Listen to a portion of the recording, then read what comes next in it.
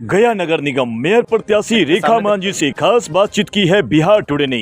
आइए देखते हैं रेखा मांझी ने क्या कहा नगर निगम चुनाव के मुद्दे को लेकर।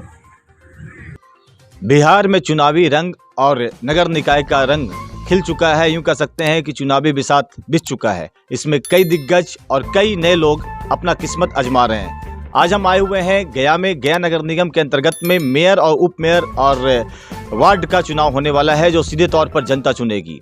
नमस्कार, मेरा नाम चंदन भारती है और आप देख रहे हैं बिहार टुडे डिजिटल न्यूज। दरअसल बिहार में चुनाव चल रहा है, नगर निकाय चुनाव। नगर निकाय चुनाव के अंतर्गत में अभी हम नगर निगम के प्रत्याशी, मेयर प्रत्याशी रेखा मांझी से बात करने जा रहे हैं। रेखा मांझी जी, आपका स्वागत है हमारे channel Bihar today digital news में।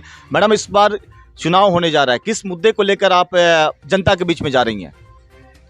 सर, मैं यही कहना चाहूँगी, मुझे एक मौका मिला जनता के द्वारा, जनता के मांग से ये डायरेक्ट चुनाव हुई है। मैं चाहती हूँ कि जनता जिस तरह से डायरेक्ट चुनाव की है, तो मैं भी इसमें भागीदारी हुई और मैं चाहती हूँ कि जनता का भरपूर मुझे प्यार मिले, समर्थन मिले। और मैं जब चुन कर आती हूँ तो मैं देखी हूँ नगर निगम का व्यवस्था, जो बोल रहे हैं कि नगर निगम में मैंने काम किया है, क्या काम किया है। मैंने हर डोर बाई डोर गए हैं। नगर निगम में कोई ऐसा जगह नहीं है, चाहे किसी वार्ड में कोई ऐसा जगह नहीं है कि आपको नली गली की परेशानी ना हो। ठीक है, बारिश में तो कुछ घंटों तक तो ऐसा होता है कि आवागमन में दिक्कत होती है। ठीक है, उसके बावजूद भी देखने में मिलता है कि जनता को बहुत सामना करना पड़ता है। ख़ास तौर से मैं कहूँगी कि सड़क, नाली और बारिश के समय जो पानी का जो बहाव है वो जमा रहता है, और कीचड़ क्या, उसको ऐसा कहा जा सकता है कि वहाँ आदमी ठहरना नहीं चाहेगा। लेकिन मैडम, बात यहाँ पर यह है कि नगर निगम चुनाव में जो हो रहा है, जिसमें 30 मतलब प्रत्याशी है, मेयर पद के उम्मीदवार हैं, आप उसको कैसे झेल पाएंगे? उसको मतलब उस चीज से कैसे निकल पाएंगे? 30 लोग के बीच में कंपटीशन रहेगा, जनता चुनेगी, 30 लोग में किसको चुनेगी, किसको पसंद करेगी, वो तो समय बताएगा। लेकिन आप इससे अलग क्यों है? कैसा लगता है, कैसे कह सकते हैं कि आप ही मेयर बनेंगे? मुझे खुद पर हमको विश्वास है, और विश्वास है, इसलिए विश्वास है कि मैं संघर्ष में बहुत दिनों से कर रही हूँ। मैं 15 साल से राजनीति में रही हूँ और सामाजिक सेवा भी की है। लोगों, उसका कोई रिजल्ट वगैरह हमको नहीं मिला।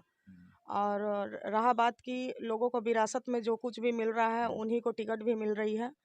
और जो मान लीजिए राजनीति में है, संघर्ष कर रहे हैं, मेहनत कर रहे हैं, ज़मीन से जुड़े हुए हैं, तो ऐसे लोग को राजनीति में कोई जगह नहीं दिया जाता है। या तो किसी का बहुमत है तो उसको मिलता है टिकट, और नहीं तो अन्यथा जिसके पास पैसा है वो उन्हें मिलता है। लोग तो कह रहे हैं कि लोकतंत्र है, लोकतंत्र में जो अच्छा कार्यकर्ता रहेगा, जो कर्मठ नेता रहेगा, उसी को मौका दिया जाएगा। लेकिन आप कह रही हैं कि जो नेता राजा टाइप का, मतलब राजतंत्र की बात कर रही हैं कि जो राजा के बेटा राजा ही बनेगा, जो बड़ा नेता है उसका बेटा ही मतलब बड़ा नेता बनेगा। ऐसा ऐसा हो रहा है क्या आपकी नज़र में? बिल्कुल बिल्कुल सर। यूँ कह सकते हैं कि इनकी अपनी-अपनी राय है और इनका साफ कहना है कि जिस तरह से विरासत में जिसको मिल रहा है, मतलब जिसके पिताजी अगर मंत्री हैं, विधायक हैं, सांसद हैं, तो उन्हीं का बेटा सांसद बनेगा। इस तरीके के लोग भी आ रहे हैं चुनावी मैदान में, लेकिन इनका साफ कहना है कि मैं उसको झेल लूँगी, और क्योंकि मैं 15 साल से ज़मीनी स्तर पर काम कर रही हूँ। आपने ज़मीनी स्तर पर काम किया है 15 साल से गया में, क्या लगा गया का और कैसा विकास होना चाहिए था? सर, मैं चाहूँगी गया का विकास तो अब तक नगर निगम में मैं देख चुकी हूँ, और मैं चाहती हूँ कि मुझे एक मौका जनता दे। मैं एक गरीब और दलित महिला हूँ, और मेरा राजनीति विरासत में कोई भी नहीं। मैं अकेली इतना मुकाम पे पहुँची हूँ। मैंने मेहनत किया, डोर बाई डोर गई हूँ मैं, और मैं किसी पे आश्रित नहीं। मैं खुद में सक्षम हूँ कि मैं इस काम को पूरा निभा सकती हूँ। और मैं ये भी चाहती हूँ कि अगर मुझे मौका मिले तो मैं इस गया शहर को एक ऐसा चेहरा बनाना चाहती हूँ कि लोग को लगे कि गया शहर में नगर निगम में कुछ ऐसे मेयर चुन के उम्मीदवार, जिसमें मैं चाहती हूँ कि मुझे ही चुने। और हाँ, एक्चुअली क्या है कि ठीक इस है, व्यवस्था जो पर्यावरण को भी मैं ठीक करूँगी। और मैं चाहती हूँ हर सड़क और हर गली कूची और में एक पेड़ पौधा लगे।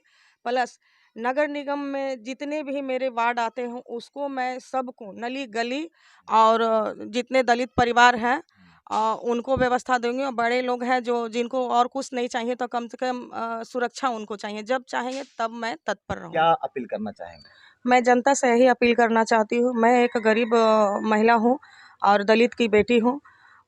मैं साधारण परिवार से आती हूँ। मैंने ये हिम्मत करके इस मेयर के लिए उम्मीदवारी मैंने तय किया था और मैं चाहती हूँ कि इसमें सारी जनता से अपील करती हूँ। मैं इतना सक्षम नहीं हूँ कि मैं कुछ खर्च कर सकती हूँ, मगर मैं सारी जनता से उम्मीद रखती हूँ कि मुझे सारी जनता मुझे मदद करे और कुछ नहीं चाहे तो हमको एक बार मौका दे।